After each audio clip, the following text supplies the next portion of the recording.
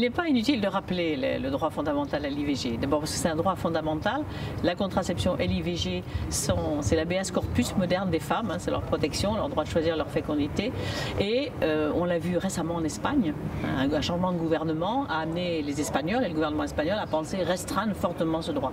Donc oui, c'est un droit qui est acquis, mais qui n'est jamais définitivement acquis. C'est pour ça qu'on souhaite faire une résolution signée par l'ensemble des groupes. Pour l'instant, moi j'ai l'accord de l'ensemble des groupes.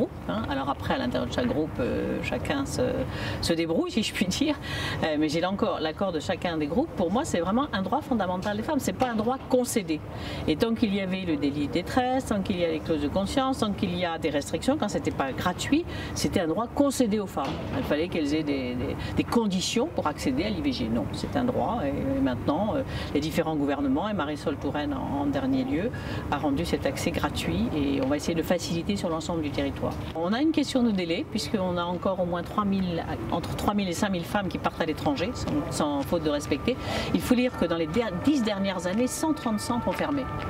Il y a eu une amélioration forte. La ministre Touraine a accepté le paiement de ces actes au même prix que d'autres actes, donc c'est plus favorable pour les budgets des hôpitaux.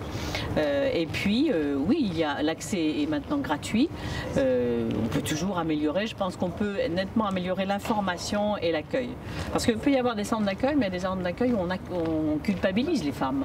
Il n'est pas normal qu'on la culpabilise lorsqu'elle a fait le choix de cet acte et lorsqu'elle veut le faire. On a un effort à faire de réouverture de centres pour que l'ensemble du territoire soit accessible. Et il faut de délais aussi. Peut-être que la question des délais, il y a des centres où c'est très long d'avoir un rendez-vous et on dépasse ces délais. Et à ce moment-là, il n'y a plus que l'étranger. Donc c'est tout à fait anormal dans notre situation.